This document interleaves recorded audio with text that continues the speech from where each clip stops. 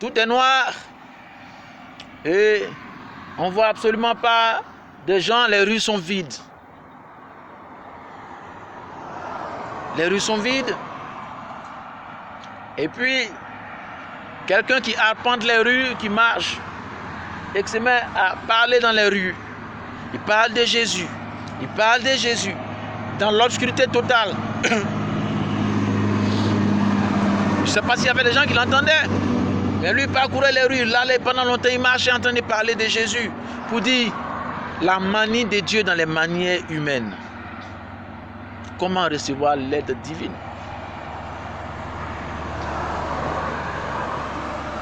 Et donc, ce jeune homme qui parlait pendant longtemps, il a passé son temps à parler dans l'obscurité jusqu'à ce qu'à un moment donné, une lumière a commencé à poindre. Dans un petit coin, il y avait des gens, un groupe de prière qui a commencé à se former.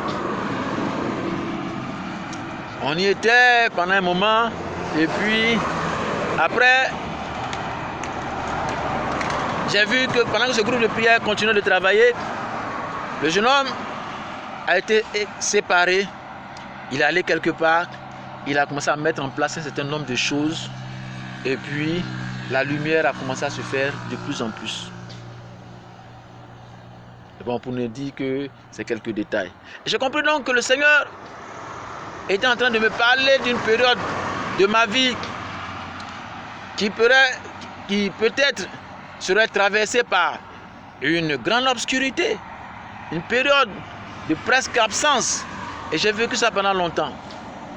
Pendant au moins 12 ans maintenant. Avec une année de prison. Pour une affaire de terrain de famille. La Bible dit que David, un jour quand Dieu se révèle à moi, pendant que j'étais en période de prière à Boaké, cherchant la face du Seigneur, sans comprendre pourquoi je m'étais séparé de mon père, mais je sentais le besoin. Alors qu'avec mon père, j'avais tout. Et lui qui ne voulait pas que je m'éloigne de lui. Ne mange pas quand même. Parce que j'ai besoin d'autre chose, plus de son argent. Je ne veux plus de ton argent. T'es malade d'argent, je n'en veux plus. Mais j'ai besoin de quelque chose d'autre. Dans mon cœur brûle. C'est de ça que j'ai besoin. J'ai besoin d'une autre aide. Tu m'as suffisamment aidé, c'est bien. L'argent ne va pas suivre. Toi, tu es là. Mais j'ai besoin de quelque chose que je n'ai pas. Si je reste à Abidjan pour être chrétien, je ne peux pas. Papa est là et la situation est tellement manchée que je n'arriverai pas à changer réellement de vie. Donc il me faut changer de cadre, c'est-à-dire me séparer de papa. Ce qui était difficile, mais j'ai réussi quand même. Et papa m'a suivi jusqu'à Yamoussoukro. Mais quand même, j'ai insisté. Je me suis séparé de lui. Vous voyez souvent le coût de certaines bénédictions, de certaines décisions qui s'imposent à nous, savoir se séparer de certaines choses, même quand ça nous tient à cœur, quand nous aspirons à quelque chose de plus grand. Je veux dire qu'il n'y a rien de beau, de grand, de puissant qui s'obtient avec Dieu sans un minimum de séparation ou d'investissement dans la démarche.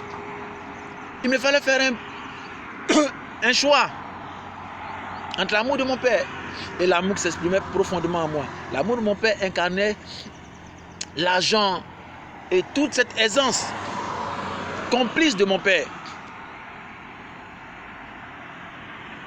Et ce que je cherchais, cette affection divine, incorporait la séparation de tout ça pour une vie de près de 3 ou 4 ans sans rien du tout. À peine mangeant un repas de riz avec de l'eau. Il fallait bien l'accepter ça. Il fallait bien accepter cette vie. Quand je regarde là-bas, papa il a tout. Et donc quand je suis à Boaké pour chercher la face du Seigneur, dans cette période, j'étais en train de dire quelque chose là. Voilà, donc je disais que quand j'étais donc à Boaké pendant cette période de préparation de prière, le Seigneur commence à se révéler à moi. Il me dit, tu es mon père. Je dis, tu n'es pas mon père. Question rationalité. C'est quoi la rationalité? C'est quoi la rationalité? Tu es mon père et tu es invisible. Tu es juste un esprit. Tu ne peux pas être mon père. Je me souviens que c'était la deuxième fois que je faisais cette déclaration tout jeune. Mon père biologique était venu me voir quelque part. Elle m'a dit, je suis ton père. Moi, frustré, tout petit, par la vie que je vivais, je vois la différence entre moi et les autres et qu'il vient me voir. Donc, j'ai eu une réaction un peu mon chien, non, t'es pas mon père, je suis parti en courant. Cette idée est restée dans ma tête gravée. J'ai plus à regretter pourquoi je fais ça. Jusqu'à ce que plus tard, devenu grand, je le rencontre à nouveau. Non, t'es pas mon père. Donc, devenu, c'est quoi la rationalité? Quel est l'élément de correspondance qui confirme qu'en amont et en aval, il y a équilibre et correspondance de valeurs? Qui disent que mon esprit, ce n'est pas mon esprit, mais que mon corps est mon corps, ou mon esprit est mon esprit, et que mon corps n'est pas le corps de mon esprit. C'est quoi la rationalité? Qu'est-ce qui justifie un tel déséquilibre ou le corps de l'équilibre qui prouve que l'idée est le corps de l'idée? Je ne sais pas là, c'est pas ça mon truc de réflexion. Mais c'est quoi la rationalité? Et donc je dis, c'était pas mon père, c'était mon père, tu as un corps. Parce que moi je suis physique, j'ai un corps. Et ce qui va m'amener donc à des expériences physiques de la personne dont je parle. Une personne qui se révèle en moi dans une matière d'abord lumineuse, je l'ai déjà expliqué ça ailleurs, et qui me parle fréquemment chaque matin, à la même heure. Je le vois, je sais si c'est présent à moi dans une autre expérience dont j'ai parlé, dans une personne physique, mais je ne le reconnais pas. Mais je sens dans mon cœur quelque chose qui brûle. C'est plus tard, j'ai dit, mais est-ce que ce ne serait pas la personne qui m'a appelé, qui m'a dit, Serge, viens, je suis dehors. Mais moi, je pensais, je m'attendais à voir un blanc. Donc comme c'est noir, j'ai dit, Jésus n'est pas blanc, et Jésus n'est pas noir. Peut-être qu'il s'était mis dans un corps de correspondance pour me dire, mon cher, mais c'est plus tard que j'ai dû faire le rapprochement. Je me dis, attends, qu'est-ce que j'ai manqué là? Avoir besoin d'aide. Comment ne pas manquer les éléments de l'aide? Et quelles dispositions devrais-je avoir pour ne pas manquer d'aide? Et donc, dans ces expériences où le Seigneur se révèle à moi, question de rationalité. Un jour après une nuit de prière,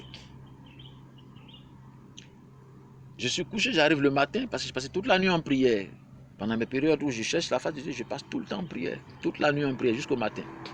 Et rentré juste de mes prières, après je me couche, la toiture de la maison disparaît et je vois un feu de la terre jusqu'au ciel. Et quelqu'un qui commence à me parler du ton le plus doux, avec la voix la plus douce, une douce voix. Ça m'a rappelé l'enseignement qu'il m'a donné à Yamoussoukro quand j'ai lu l'insigne et l'esprit a commencé à faire des ouvertures dans ma conscience. La manière de me parler aujourd'hui sont différentes à cause de tous ces problèmes, soucis dans la tête, mais sa façon de parler a changé. Mais je sais entendre sa voix, quand même quand il le faut. Et donc quand je lis l'inscription Elton, il commence à me faire écrire, faire fonctionner mes méninges. Et puis mais Elton, quand il enlève l'article E et qu'il le replace devant L, ça donne le ton. Et mon père avait l'habitude de me dire, Serge, quand tu dois parler, fais en sorte de le dire de la bonne manière avec le bon ton. Et du coup, ça commence à entrer dans les fréquences et j'entends là le ton, comme si j'entends la voix de mon père, mais sous fréquence qui dit le ton, le bon ton. Ce jour-là, je venais de me faire agresser. Et donc, j'avais une réaction peut-être un peu, je ne sais pas, mais le ton. Donc, le ton ou Elton ou le ton ou le ton ou la voix de Dieu. El ton ou le ton qui vient de la voix qui parle, la voix me dit, la voix de celui qui parle. Donc, Elton, la voix de celui qui parle. Donc, cette voix qui parle. Donc, il me donne un indicatif pour que je commence à comprendre. Je vais revenir là-dessus peut-être une autre fois.